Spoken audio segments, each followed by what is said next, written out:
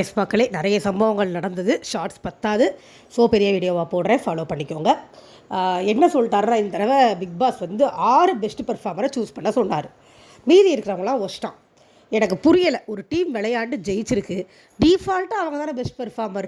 மீதி இருக்கிற 8 பேர் ஒஸ்ட் பெர்ஃபார்மர். இல்லை, அந்த மீதி இருக்கிற 8 பேர்லேருந்து ஒரு 2 பேரை சூஸ் பண்ண சொல்லணும். இதுதானே வழக்கமாக பண்ணுறது. சரி, ஓகே, ஓவராலில் 6 பேர் சூஸ் பண்ண சொன்னார்.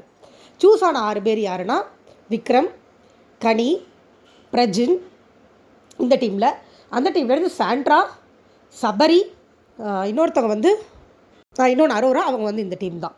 ஸோ இந்த மாதிரி பெஸ்ட் பர்ஃபார்மன்ஸ் வந்து செலக்ட் பண்ணிட்டாங்க. இதில் விக்ரமுக்கு 12 ஓட்டு விழுந்தது. உச்சக்கட்ட வன்மத்தில் சாண்ட்ராவும் வியானாவும் விக்ரமை சொல்லலை. விக்ரம் கேரக்டர் நல்லா பண்ணாருங்க. நிறைய சுச்சுவேஷன்ஸில் கூட அவர் அந்த வாய்ஸ் மெயின்டைன் பண்ண ட்ரை பண்ணார். ஒரிஜினலாக அவர் எம்ஆர் ராதா மாதிரிலாம் பண்ண முடியாது. அதை விட எல்லோரும் சொல்ல ஆரம்பிச்சுடுவாங்க, அவர் என்ன கிழிச்சார் அதே மாதிரி பண்ணாரான்னு. ஓரளவுக்கு மேக்கப் பண்ணது நல்லா தான் பண்ணார். அங்கே இருந்த 6 பேருமே ஒர்த்து தான். ஏன்னா 6 பேருமே நல்லா தான் பண்ணாங்க. எனக்கு சபரி மட்டும் எனக்கு கொஞ்சம் இடிக்குது. ஏன்னா சபரியோட பெர்ஃபார்மன்ஸ் நம்ம ஒன்றும் பெருசாக பார்த்த மாதிரி தெரியலை, அந்த குகை கட்டினது தவிர. என்னையை கேட்டால் சபரிக்கு பதிலாக இவர் வந்திருந்திருக்கலாம், வினோத் வந்திருந்திருக்கலாம்னு நான் சொல்லுவேன். ஏன்னா வினோத் கொஞ்சம் பண்ண ட்ரை பண்ணார். சுபிக்ஷா வந்திருந்திருக்கலாம். சுபிக்ஷா கேரக்டர் இல்லைனா கூட டாஸ்க்கை நல்லா பண்ணாங்க. ஓவரால் பார்க்கும்போது பார்வதி கமருதீன் வராததெல்லாம் ஒன்றும் பிரச்சனை இல்லை. அண்ட் சர்ப்ரைசிங்லி பார்வதி சொன்ன பெஸ்ட் பெர்ஃபார்மன்ஸ் எல்லாமே ரொம்ப கரெக்டாக இருந்தது. ரொம்ப கரெக்டாக சொல்லியிருந்தாங்க பார்வதி சொன்ன எல்லாரையுமே. அண்ட் விக்ரமை சொல்லாமல் விட்டு 3வது நபர் யாருன்னு எனக்கு தெரியல. உங்களுக்கு தெரிஞ்சால் எனக்கு கீழே கமெண்ட்டில் போட்டு விடுங்க, நான் அதை கவனிக்கலை. அவர் நல்லா பண்ணார். ஆக்சுவலாக பெஸ்ட் பெர்ஃபார்மன்ஸில் அவர் கனிலாம் கன்ஃபார்மாக இருக்கும். ஏன்னா கனிலாம் வந்து கேரக்டர்லேயே இருந்தாங்க. வான்மத்த கிண்மத்தெல்லாம் ஒன்றும் பெருசாக கொட்டிக்கல.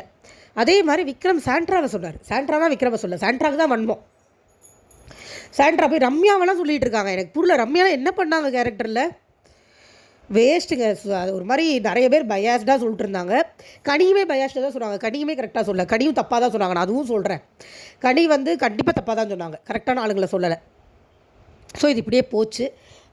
இதுக்கப்புறமா மீதி இருக்கிறவங்க மீதி 10 பேர் ஒஸ்டன்ட்டாங்க. இப்போ 10 பேருக்கு ஒரு ஸ்லேட்டை கொடுத்து அவங்களே ரீசன் எழுத சொன்னாங்க. நீங்கள் ஏன் ஒஸ்டன் ரீசன் எழுதுங்கன்னு சொன்னாங்க. நீங்கள் செகண்ட் ப்ரோமோலையும் அன்சீன் ப்ரோமோலையும் பார்த்துருந்தீங்கன்னா அந்த ஸ்லேட்டை தான் கழுத்தில் மாட்டிட்டு சுற்றுறாங்க. நான் ப்ரோமோ எதுவுமே சொல்லலை, இப்போ சொல்லிடுறேன். செகண்ட் ப்ரோமோ வந்து இந்த அரோராவுக்கும் கமருதீனுக்கும் ஏதோ ஒரு சண்டை. அது வந்து இப்போ லைவில் போயிட்டுருக்கு.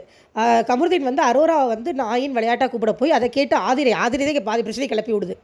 ஆதிரை வந்து அப்படிலாம் மரியாதைலாம் பேசாதீங்கன்னு சொன்னோடனே எங்கள் ஃப்ரெண்ட்ஷிப்பில் நீங்கள் வரீங்கன்னு சொல்லி கமருதீன் கத்த, அரோரா கேள்வி கேட்கல, அரோராவையும் கத்த. இப்போ கமருதீன் வந்து ஃபுல்லாக பார்வதி மயமாயிட்டார். அதனால் அவருக்கு அரோராவை பார்த்தாலே கோபம் வரும். அரோராவோட சண்டை போட்டே இருக்கார். வேணும்னே தான் பண்ணுறாரு. அரோராவை எதுக்கு அவர்கிட்ட போகுதுன்னே தெரியல. தலை முழுகிட்டு வர வேண்டியதானே இந்த பக்கம். அது அரோராவுமே எதுக்கு கமருதீன்கிட்ட போய் விழுகுதுன்னு எனக்கு தெரியல சீரியஸாகவே. அரோரா கொஞ்சமாவது மானரோசம் இருக்கிற பொண்ணாக இருந்தால் அந்த ஆள் பக்கமே போகக்கூடாது. பட் அது போய் பல்ப் வாங்கிட்டு வருது. ஓகேவா? 3வது ப்ரோமோ இப்போ நீங்கள் மேலே பார்த்துட்ருக்கிற பிக்சர் பார்வதிக்கும் அரோராவுக்குமான சண்டை. இதில் என்னென்னா, அந்த ஆதிரி வந்து வினோத்தை குறை சொல்லிட்டு போனாங்க இல்லையா? நான் போன வீடியோலேயே சொல்லியிருப்பேன். அரோராவும் கமருதீனும் வினோத்துக்கு புரிய வைக்க ட்ரை பண்ணிகிட்டு இருந்தாங்க. இப்படி பேசாத வச்சா கொஞ்சம் பேச விட்டு பேசு அப்படின்னு. இதை பேசி முடிச்சுட்டு கமருதீன் ஒரு பக்கம், அரோரா ஒரு பக்கம் போயிட்டாங்க. அப்போ இந்த பார்வதி என்ன பண்ணுது, வந்து பார்த்தீங்களா வினோத், தெரிஞ்சுக்கோங்க யார் யார் என்னென்ன பண்ணுறாங்கன்னு அப்படின்னு மூட்டி கொடுக்குது. இங்கே திவ்யா தரமான ஒரு சம்பவம் பண்ணாங்க. பார்வதி சொல்லும்போது திவ்யா கவனிச்சிட்டாங்க. அவங்க என்ன பண்ணாங்க, நான் அரோரா இங்கே வா அப்படின்னு கூப்பிட்டு பார்வதி என்ன சொல்கிறாங்கன்னு கேளுன்னு போட்டு கொடுத்துட்டாங்க. பார்வதி சமாளிக்குது. நான் ஜென்ரலாக சொன்னேன், ஜென்ரல் கருத்தாக சொன்னேன், உன் பேரை நான் யூஸ் பண்ணவே இல்லைன்னு ரொம்ப நேரம் சமாளிச்சுட்டு இருந்துச்சு. ஆனால் அவன் என்ன உண்மைனா, வினோத்துக்கிட்ட அரோரா விட்டு விலகி வாங்கன்னு பார்வதி போட்டு கொடுத்துச்சு. ஆல்மோஸ்ட் வினோத்தும் அரோரா விட்டு விலகி வர்ற மூடில் தான் இருக்கார். ஏன்னா அவன் ஃப்ரெண்டு கமருதீனுக்கு பார்வதி பொண்டாட்டி இல்லையா? அதனால் நண்பன் பொண்டாட்டி பிஜேஎஸ் மோடில் இருக்கார் இப்போ வினோத். நண்பனும் நண்பன் பொண்டாட்டியும் முக்கியம் என்பதால் இன்னொரு தோழியை தூக்கி போட்டு மிதிக்கிற மோடில் தான் இருக்கார். நம்ம விஜேஎஸ் பண்ணுவார் இல்லையா, பிரஜனும் சாண்ட்ரும் முக்கியங்கிறதுனால திவ்யாவை பார்வையில் தூக்கி போட்டு மிதிச்சார்ல, அந்த மாதிரி ஒரு மோடில் வினோத் இருக்கார். அதான் உண்மை. ஓகேவா? ஸோ இது 3rd ப்ரோமோ. 2 ப்ரோமோ ஆகிடுச்சு. இப்போ இந்த ஒர்ஸ்ட் பர்ஃபார்மன்ஸில் இருக்கிறதுல வந்து திவ்யாவுக்கு வந்து ஒத்துக்கவே முடியல. எங்கள் டீமில் இருக்கிறவங்க எனக்கு போடல, எங்கள் டீமில் இருக்கிறவங்க எனக்கு போடல. நீங்கள் என்னங்க பண்ணீங்க தெரியலாம் போனாம்பலா? மேக்கப் போட்டிங்க, சூப்பராக போட்டு உட்காந்திங்க, பர்ஃபெக்டாக, எதுவுமே சொல்லலை. பர்ஃபார்மன்ஸ் எங்கே இருந்தது? அது கொஞ்சம் தூய தமிழ் ட்ரை பண்ணதோடு சரி, வேறு ஒன்றுமே பண்ணலை. அவங்க டான்ஸ் தப்பாக ஆடக்கூடாது, ஒரு காரணம் சொல்கிறாங்க, டான்ஸ் தப்பாக ஆடிடக்கூடாது அப்படின்னு. ஏமா நீ பார்வதி ஃப்ரெண்டு தானே, பார்வதி இன்ஸ்பிரேஷனாக எடுத்துக்க வேண்டியதானே? பார்வதி சங்கப்பு கூட குதிக்குமே, அந்த மாதிரி குதிச்சுட்டு போக வேண்டியதானே ஏதோ ஒன்று. அதுக்கு சாண்ட்ரா சொல்லியும் கொடுத்தாங்க. சாண்ட்ரா வேறு பரதநாட்டியம் டான்ஸ்னு சொல்லிக்கிறாங்க. அவங்ககிட்ட கற்றுக்கிட்டு இவங்க ஒரு 4 ஸ்டெப் ஆடி இருந்திருக்கலாம், ஏதாவது என்கேஜிங்காக பண்ணியிருந்திருக்கலாம். Better out of the best தான் அவங்க எடுத்தாங்க. நான் எப்படி பார்த்தா பார்வதிலாம் கூட அந்த ஓரளவு கோயம்புத்தூர் சொல்லிட்டு இருந்துச்சு. பட் அவ்வளோ இரிட்டேஷன் தேவையில்லைன்றதுனால பார்வதி நான் பெஸ்ட்டில் சொல்ல மாட்டேன். அதே மாதிரி கமருதீனுக்கும் கெட்டப் நல்லா இருந்தது. பட் அவரும் வந்து பெருசாக பர்ஃபார்ம் பண்ணல. அண்ட் அங்கே இருந்தவங்களில் எனக்கே வினோத்தை சொல்லியிருக்கலாம்னு தோணுச்சு. ஏன்னா வினோத் ஓரளவுக்கு பண்ணார். சுபிக்ஷா நல்லா பண்ணாங்க. சுபிக்ஷா வந்திருக்கலாம். நல்லா பண்ணவங்களே சில பேர் வராதப்ப ஒன்றுமே பண்ணாத திவ்யாக்கெல்லாம் கோபம் வருது. அமித் என்ன பண்ணிட்டாரு, இந்த மாதிரி பெஸ்ட் பர்ஃபார்மன்ஸ் சொல்லும் போது நான் சரியாக பண்ணல, அவரே போய் சொல்லிட்டாரு. முன்னாடி சொல்லிட்டு அதை சொல்லியிருக்கக்கூடாதோ, நானே அசிங்கப்படுத்திட்டேன், தேவையில்லாமல் அவரோட அழுகிறாரு. அவர் ஏன் அழுதாருன்னு எனக்கு சரியாக தெரியல. நானாக கெஸ் பண்ண ரீசனு. பட் அழுதுகிட்டு இருந்தார், அது மட்டும் உண்மை. நான் அவர் அழுதுட்டு இருக்கும்போது திருப்பி வந்தேன் லைவுக்கு. எதுக்கும் உட்காந்து அவர் ஒரு பக்கம் அழுகிறார். இன்னொரு பக்கம் பார்வதி, திவ்யா சொல்கிறதுக்கு அப்புறம் தான் பார்வதிக்கு ஸ்ட்ரைக் ஆகுது, நம்ம ஒத்துக்கக்கூடாது அப்படின்ட்டு. அது வேறு இல்லை, நான் ஒத்துக்கல அது ஒரு பீல் அவுட்டு சுற்றிட்டு இருக்குது. ஸோ இப்படி போயிட்டுருக்கு. இப்போ லைவில் வந்து உங்களுக்கு இவருக்கும் அவங்க 2 பேரும் சண்டை தான் போகுது. ஓகேவா? இது போக இந்த பெஸ்ட் பெர்ஃபார்மன்ஸ்லாம் ஆரம்பிக்கிறதுக்கு முன்னாடி விக்ரம் வந்து மறுபடியும் வியானாட்ட பேசினார். எனக்கு நீ சொல்லி தான் ஆகணும், நான் எங்கே வந்து நான் சொன்ன தப்பு திருத்திக்கலான்னு சொல்லு. ஏன்னா பாதி இதில் அழுதுற மாதிரி ட்ராமா போட்டு ஓடி போயிடுச்சுல்ல, இவரும் அழுதுட்டார். ஸோ சொல்லு அப்படின்னு திருப்பி கூப்பிட்டு கேட்குறப்ப வியானா என்னவோ உளருச்சு. அப்போ அவர் தெளிவாக சொல்லிட்டு இருந்தார், இங்கே பாரு, நான் எல்லாத்தையும் திருத்திருக்கேன், சொன்னேன் எல்லாத்தையும் கரெக்ட். நீங்கள் இந்த இடத்துல நீங்கள் சில இடத்துல மாற்றிக்கணும் அப்படின்னா எந்த இடம்னு சொல்லு அப்படின்னு கேட்டார். அதுக்கு பதில் தெரியல. அதுக்குள்ளே அதை கூப்பிட்டு காப்பாற்றி விட்டாங்க உள்ளுக்குள்ளார கூப்பிட்டு.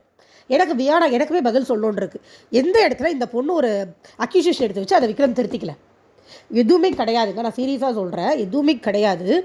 வியானாவுக்கு வியானா வந்து நடித்தது அதுதான் உண்மை. முதல்ல வந்திருக்கிறப்போ ஒரு மாதிரி க்யூட்டு மாதிரி நடிச்சுட்டு இப்போ குறை சொல்லணுங்கும் போது ரொம்ப தெளிவாக வருது அந்த பொண்ணுக்கு ஸ்லாங்கு. இதை விக்ரம் மட்டும் சொல்ல, வெளியில் இருக்கிற அத்தனை பேரும் சொல்கிறோம். இத்தனைக்கும் அதை சொன்னதுக்கு அவர் மன்னிப்பு கேட்டிருக்காரு, கேமரா கிட்ட மன்னிப்பு கேட்டிருக்காரு, கண்டஸ்டன்ஸையும் வந்து மன்னிப்பு கேட்டிருக்காரு. அப்படி சொல்லியிருக்கக்கூடாதுன்னு. அதுக்கப்புறமா அந்த பொண்ணு அந்த இதை மன்னிப்பு கேட்டால் போதுமா, வேறு என்ன பண்ணணும்? செத்து போயிடணுமா? என்ன எதிர்பார்க்குற நீ? இல்லை உங்கள் கையில் கப்பை கொடுத்துட்டு கேம் விட்டு வெளியில் போயிடணுமா? கேவலத்தோட உச்சக்கட்டவங்க. சீரியஸாக வியானாவை பார்த்தாலே எனக்கு இரிட்டேட் ஆகுது. நான் அதை பேசினாலே லைவாக ஆஃப் பண்ணிட்டு வந்துடுற மாதிரி இருக்குது. எனக்கு அவ்வளோ கேவலமாக இருக்குது. எனக்கு நான் கேவலத்தை ஃபஸ்ட்டு யார் கேட்டால் நான் வியானாவை தான் வைப்பேன். எனக்கு இந்த பக்கம் விக்ரம் இருக்காருனால இந்த பக்கம் யார் இருந்தாலுமே வியானா வைக்கிற அக்யூசேஷனோ வியானா காமிக்கிற குரோதமும் ரொம்ப ஜாஸ்தியாக இருக்குது. எனக்கு முதல்ல இருந்தே வியானா மேலே சரியாக பெருசாக உடன்பாடு இல்லை. பாயிண்ட் பேசி நடுவில் நிறைய பேர் விட்டு கொடுத்தாங்க வியானா கரெக்டாக பாயிண்ட் பேசுதுன்னு. நான் இப்பயும் சொல்கிறேன், வியானா பாயிண்ட் பேசல தெரில. வியானா ஒரு மக்கு. சாண்ட்ரா அதை விட பெரிய மக்கு. நேரம் வந்து புருஷன் தான் சொல்லிட்டு போகுது எல்லாத்துக்கும். இப்போ சூப்பராக விளையாண்டாராம். பிரஜன் விளையாண்டாருங்க. என்ன விளையாண்டாருன்னா நகையை எடுத்து கரெக்டாக ஒழிச்சு வச்சார். சூப்பராக மேலே தூக்கி போட்டார், சேவ் பண்ணார். சூப்பர். ஸோ அவர் பெஸ்ட் பர்ஃபார்மன்ஸில் இருக்கணும் தான். ஆனால் கேரக்டரில் சிவாஜி கேரக்டர் எவ்வளோ பண்ணியிருக்கலாம். அவர் பெருசாக ஒன்றும் பண்ணலன்னு தான் நான் சொல்லுவேன். பட் விளையாண்டார். அதே மாதிரி தான் எனக்கு அது மாதிரி நிறைய பேர் விளையாண்டாங்க. சாண்ட்ராவே நிறைய இடத்துல கேரக்டரில் இருந்தாங்க. பட் சாண்ட்ராவில் பார்க்கவே இரிட்டேஷனாக இருக்குது. அவங்க கேரக்டர்லேருந்து என்ன பண்ணாங்க, குறை சொல்லிட்டு இருந்தாங்க. உட்காந்து விக்ரம குறை சொல்லுவாங்க, இல்லை கனியை குறை சொல்லுவாங்க. சாண்ட்ராக்கு அவ்வளோதான் தெரியும். கேரக்டராக உட்காந்து குறை சொல்லுவாங்க. எனக்கு என்னென்னா இவங்க எல்லாருக்கும் ஹை ஓட்ஸ். சொசைட்டியோட எனக்கு என்ன வருத்தமாக இருக்குன்னா நெகட்டிவிட்டியை ரசிக்க ஆரம்பிச்சிட்டோமா அப்படின்னு ஒன்று. இல்லைன்னா நார்மல் பீப்புளுக்கு என்னை பொறுத்த வரைக்கும் கண்டிப்பாக அந்த நெகட்டிவிட்டி ரசிக்க முடியாது. ஸோ நீங்கள் என்ன பண்ணுறீங்க, ஒரு பெரிய பிஆர் டீம். இந்த பெரிய விக்ரம் மேலே இவ்வளோ நெகட்டிவிட்டினா Parvathy PR, Sandra PR, Prajin PR, Divya PR, இவங்க எல்லாருமே வினோத் பிஆர், இவங்க எல்லாருமே விக்ரமுக்கு எதிர். நீங்கள் விக்ரம் மேலே நிறைய நெகட்டிவிட்டி பார்த்துட்டே இருக்கீங்கன்னா அதுக்கு காரணம் இந்த பிஆர்ஸ் தான். இவங்க எல்லாருமே விக்ரம் சின்ன தப்பு பண்ணால் கூட பிடிச்சி தப்பு. நான் விக்ரம் தப்பே பண்ணலன்னு சொல்லலை.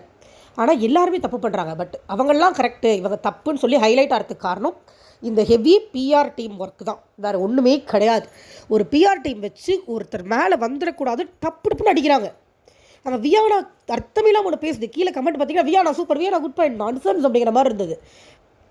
மகளே, பிஆர் டீம் இருக்கிற வரைக்கும் ஒரு நல்லவன் இனிமேல் பிக் பாஸில் ஜெயிக்கவே முடியாது. சரி, நல்லவன் கூட இல்லை, ஒரு சுமாரான ஆள் கூட ஜெயிக்க முடியாது.